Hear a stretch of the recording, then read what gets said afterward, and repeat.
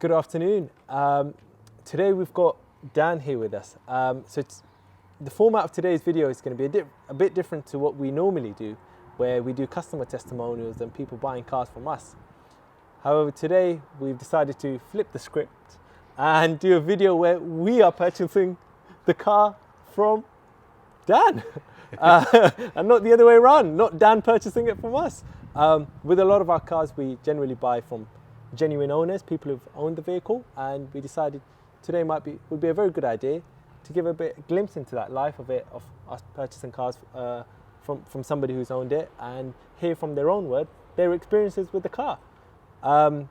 So in today's video, we've got the Ferrari California that we've just purchased here in sunny Surrey. That rhymes. Sunny Surrey. So I guess we'll start off with it. Dan, if you could give us a bit of background on the car, how long you've owned it for, the sort of experiences you've had. Thanks, Al. So I've had this car 6 years, 6 amazing years. Got it in the winter in 2017, which was a bit tough because going from a 5 Series BMW estate to a 480 brake horsepower Ferrari in the winter was interesting. Traction control works, I can promise you that.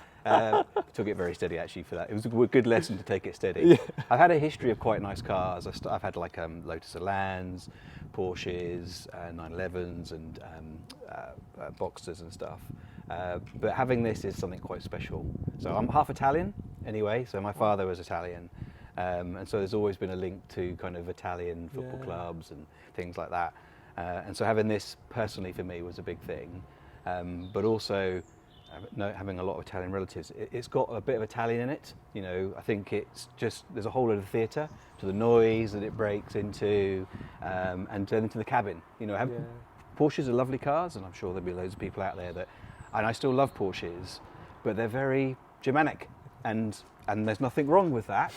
But they're very functional inside, and the interior is a big part for me, right? Yeah. Whereas in here, the Daytona seats and all that stuff has made it really kind of special. Yeah. So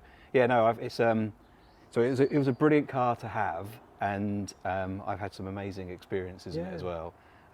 Fortunately, in Surrey, there's a nice tunnel which you got to experience today, which was part of my general route. Whenever I said, "Come on over and see what the Ferrari's like," and you go through, and I was like, "That's amazing." But then I've also done a couple of pretty nice trips. So one of the things that's really quite amazing, so I'm quite a nerd, and I also research the hell out of everything.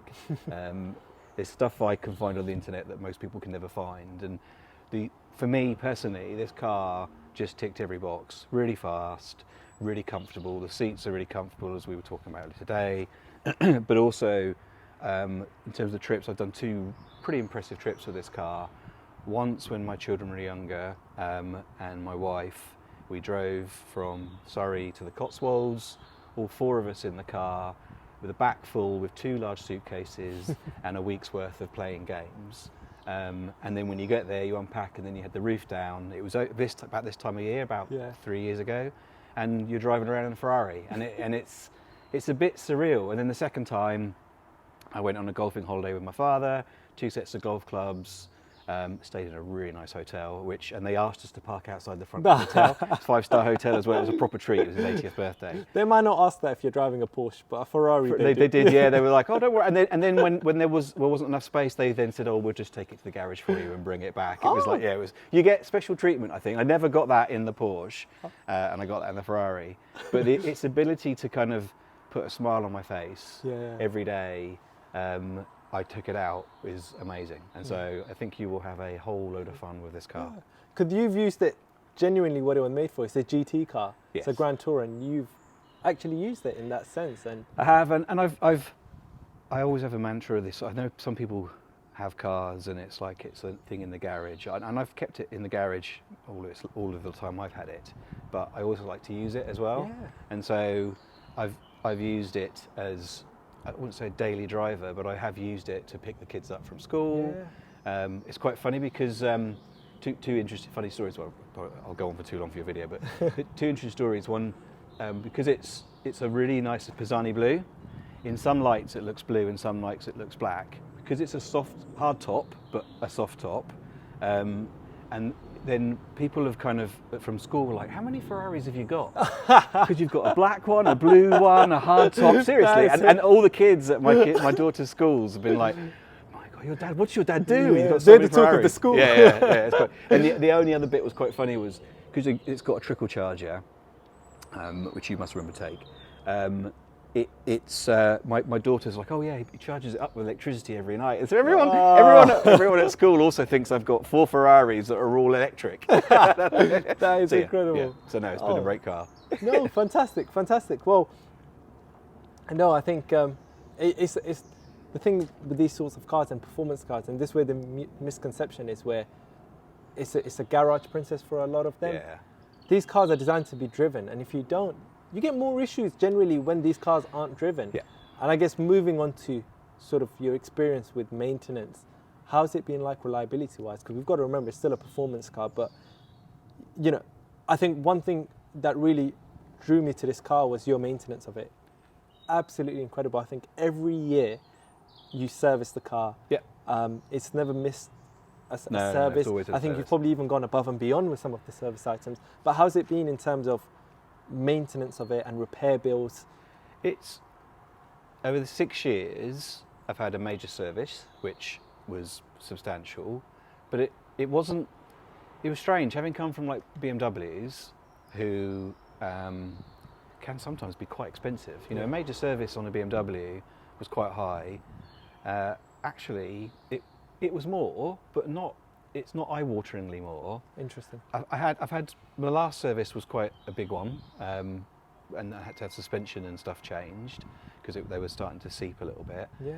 But every other year, there's been bits. You know, it's a Ferrari, an Italian car. But sorry to cut. You mentioned suspension there, but generally you'd think that's a serviceable item anyway. You'd have to do a suspension. Oh, definitely. You know, with after the any period. car, It's not like it was broken. It was Exactly, basically and I think- it's the time of the car. Yeah, and I think with that, you don't really classify that as an issue because it's not an you know, it's a serviceable item, just like tyres. You need to use suspension. I've not had.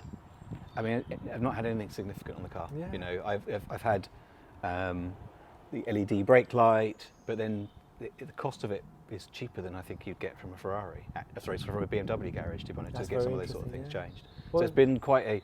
It's the most practical car that's a 2+2 that I've ever had. I would say. No, that's fantastic, and I think your service history of it was incredible, and I think you found a really good Ferrari specialist not too far from here, who have done all the work.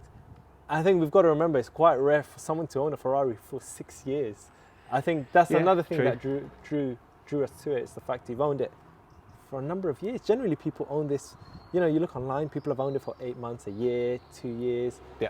But to own it for 6 years, I think, says a lot about the car and the reliability and the fun that you've had. You've not got bored of it and said, it's time to move on. You've actually continued to use it. And I think me and you even had the discussion about what your replacement would be. And I think there's not many places to go from after. There isn't, because you do turn. My research tells me you end up turning into garage princesses or princes, you know, and ones that I'm going to keep to. You know, my kids still want to go out in cars, and you can, even though they're older, roof down, and even roof up, but probably not as far as the Cotswolds now. I can still get them in it, sort of thing. So it's weird. I think it's one of those. I feel like I need a break, and there's lots of other stuff going on in my life, which means I need a break. But I feel like I might come back to something like this again anyway. It might just be the tea. Yeah. Oh, interesting. No, fantastic. Well, I guess before we close off, 3 words to describe the car. Excitement, theatre, and passion, I think. You know what? I always ask people those 3 words. I've never heard those 3. Really? I think that is. You know what? That literally sums up a Ferrari. And it is. It is genuinely. They know what they're doing, and I've never had it in anything else I've ever driven. And then just finally, how's it like to deal with us? Brilliant. You guys have been brilliant. Yeah, it's at the end of the day, the most important thing to me is people and relationships, and the most important part within that is people that are genuine. and you and your brother are unbelievably genuine, and I think that's and very fair, nice. and I think that's always important in any transaction you do, Thank buying or selling. Yeah. Oh, So thank you. thank you. Well, Appreciate we'll it. definitely be in touch because Appreciate we're going to help you find your next one. Please. But thank you. Thank you.